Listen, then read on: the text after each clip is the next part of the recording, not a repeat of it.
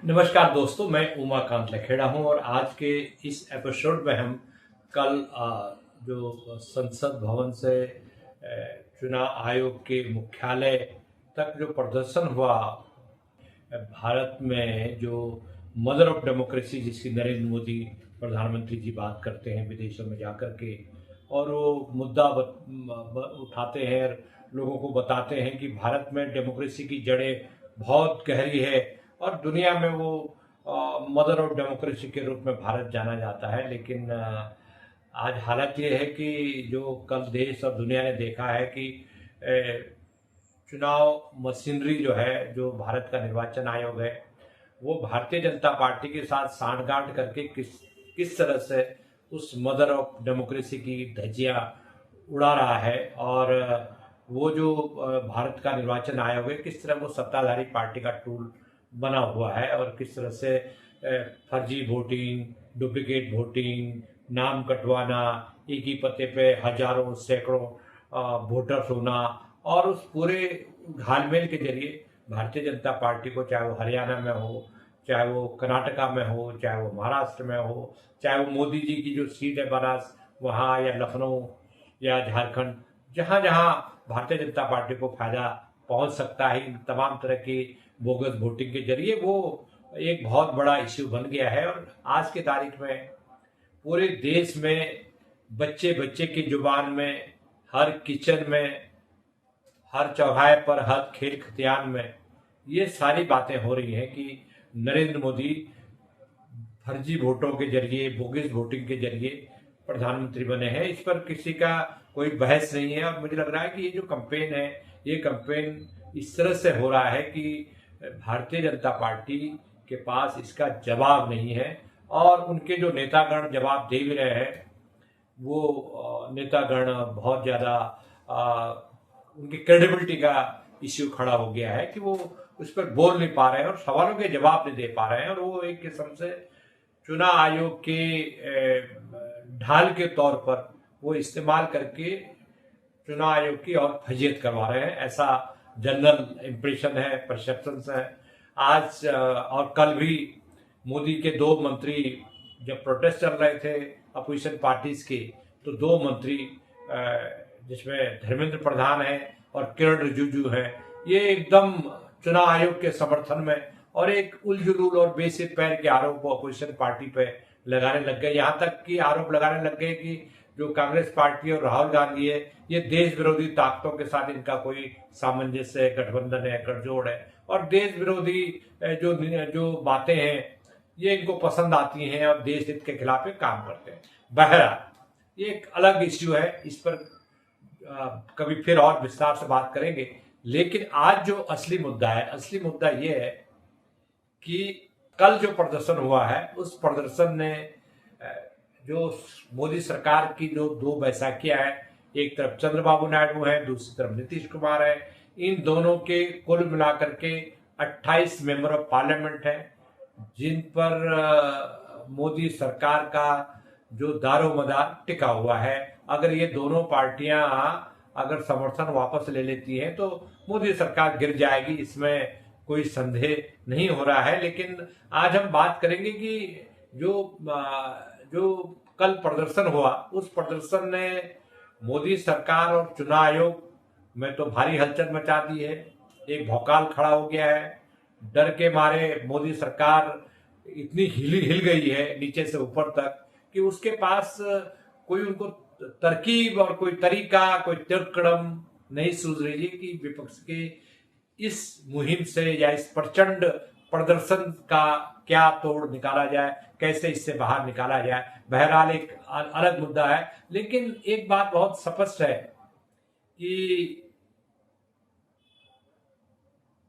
चंद्रबाबू नायडू और नीतीश कुमार दोनों ही मुश्किल में हैं। अगर जैसा कि विपक्षी पार्टियों की कल रात को जो डिनर बैठक हुई होटल में,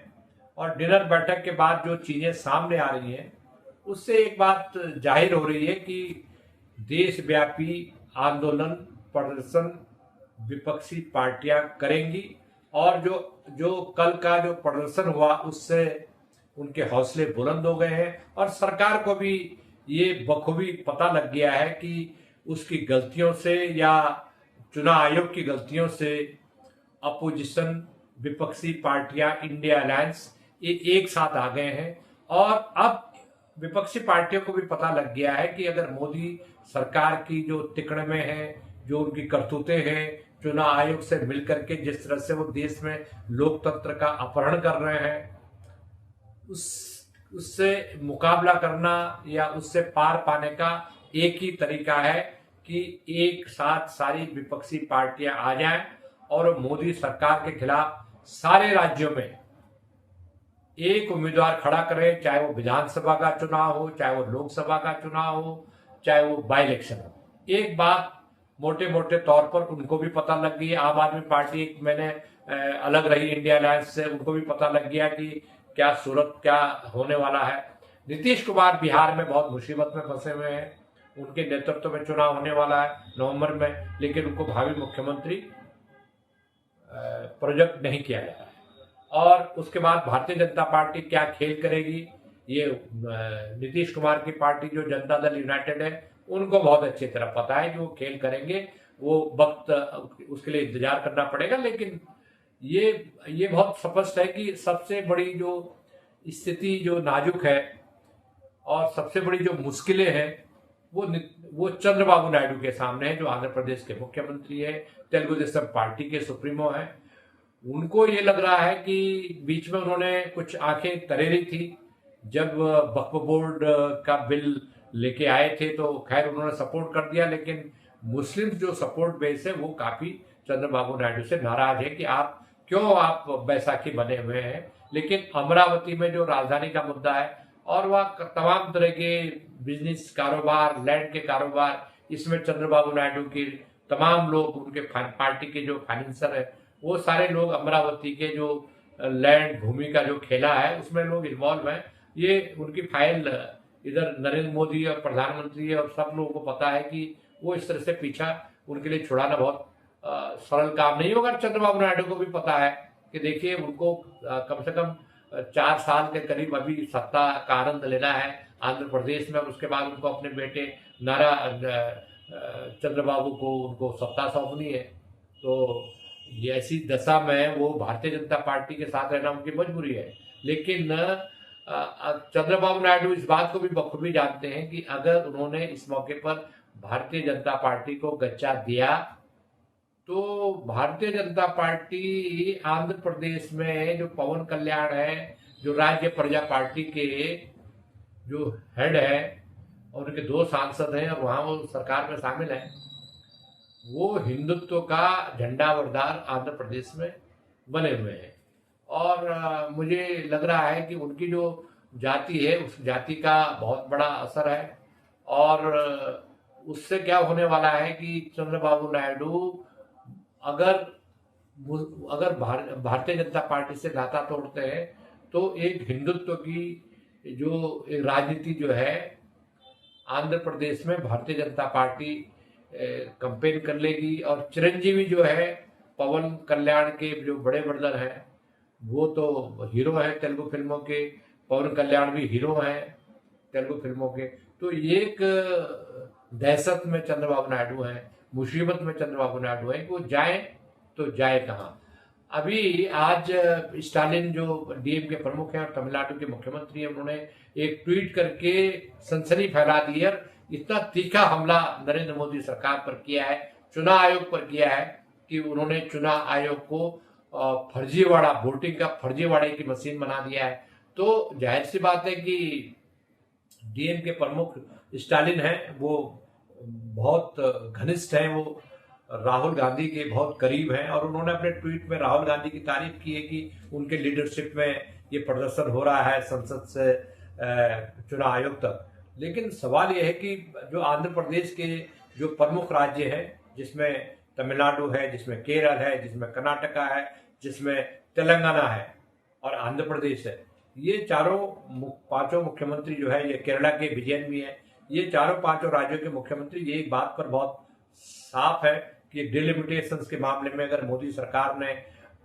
डिलिमिटेशंस अपने शर्तों पर किया और हमें नहीं पूछा तो हम इस मामले में चुप नहीं बैठेंगे। तो कुल मिलाकर के चंद्रबाबू नायडू के लिए एक बड़ी मुसीबत खुद की हुई है, लेकिन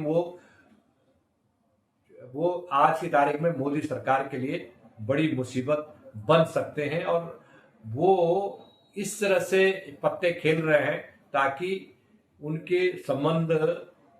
मोदी सरकार से जल्दी खराब ना हो। लेकिन ये बात पक्की है, ये बात तय है कि वो अपने चंद समर्थकों को ये कह चुके हैं पिछले दिनों कि अभी हम बहुत जल्दबाजी में नहीं है, हम पहले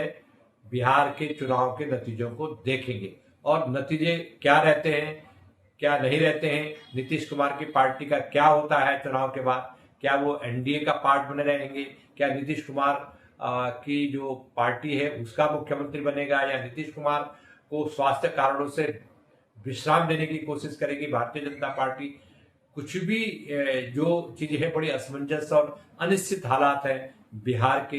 नीतीश कुमार के पॉलिटिक्स के और चंद्रबाबू नायडू के पॉलिटिक्स के। इन दोनों की राजनीति को कल के विपक्षी पार्टियों के प्रचंड प्रदर्शन से जोड़कर देखा जा रहा है। मुझे लग रहा है कि आने वाले दिनों में इन दोनों की राजनीति, चंद्रबाबू नायडू और नीतीश कुमार की जो राजनीति होगी, बड़ी रोचक होने जा रही है। आज के एपिसोड में इतना ही। कल फिर एक नए एपिसोड के साथ आपसे मुखातिब होंगे। तब तक के लिए नमस्कार।